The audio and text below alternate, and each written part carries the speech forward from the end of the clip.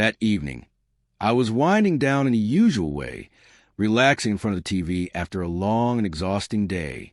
The dishes were washed, the kids were already asleep, and for the first time all day, the house was finally still. I had tucked myself under a cozy blanket, nestled into the couch with a warm mug of tea, flipping through channels in search of something to hold my attention. My husband had been out in the garage for the past hour, supposedly working on something with his car, or at least that's what he said. He hadn't been particularly talkative all day. Just short, clipped replies whenever I asked him anything. I assumed he was tired, or maybe just needed a bit of space. So I didn't push him. About 20 minutes into the movie I settled on, I felt something odd, like a gentle tug at my ankle.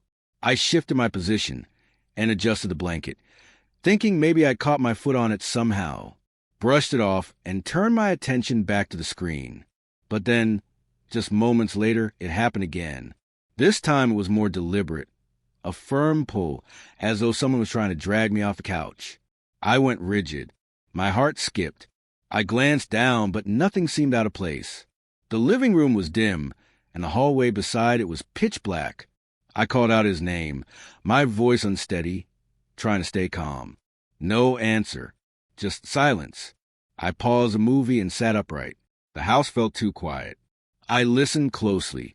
The only sounds were the distant ticking of the wall clock and the low hum of the refrigerator. Then suddenly, both of my legs were yanked hard. I screamed, halfway pulled off the couch, legs dangling off the edge, heart hammering inside my chest. Spinning around in terror, I found my husband crouched behind the couch, grinning ear to ear. He burst into laughter as I stared at him, frozen in shock. It took me a second to register what had just happened. He had snuck in quietly, crawling around the back of the couch, waiting for the perfect moment to scare me. I didn't know whether to be furious or laugh along with him. I hurled a pillow at his head and shouted his name, telling him he nearly gave me a heart attack. But he couldn't stop laughing, clearly proud of his little ambush. Eventually, once I caught my breath and the adrenaline faded, I started laughing too. It was ridiculous and completely unexpected. We sat there, both cracking up like kids, and for the first time in a while, things felt normal, like us again. He sat beside me, pulled me into his side with one arm, and we started the movie over. We watched the rest of it together, occasionally sneaking glances at each other and smiling. But that night, lying in bed, I couldn't stop thinking, not just about the prank, but about how distant he had seemed all day. The silence, the space, and then suddenly, that strange moment of playful chaos. It hit me that we hadn't really connected in weeks. We'd been going through the motions, sharing the same space, but not really sharing ourselves. No deep conversations. No real listening. That prank, silly as it was, felt like more than a joke. It was like he was reaching out in the only way he knew how. The next morning, over coffee, I brought it up. I asked if everything was all right. I admitted I'd been feeling like he was drifting away. At first, he tried to deflect with a joke, but I looked him straight in the eye and gently asked again. That's when he opened up.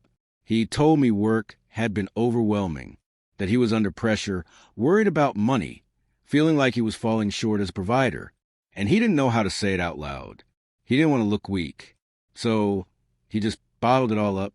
We sat at the kitchen table and talked, really talked, for over an hour, something we hadn't done in a long time.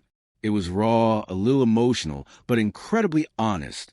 Funny enough, that ridiculous prank from the night before it cracked open something between us, a wall we hadn't even realized we were building.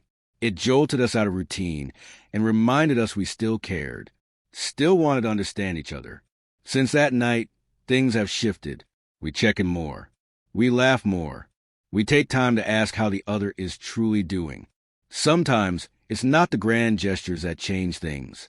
Sometimes it's the tiniest, strangest moments that wake you up. I don't think I'll ever forget the night he pulled me off the couch while I was just trying to watch a movie.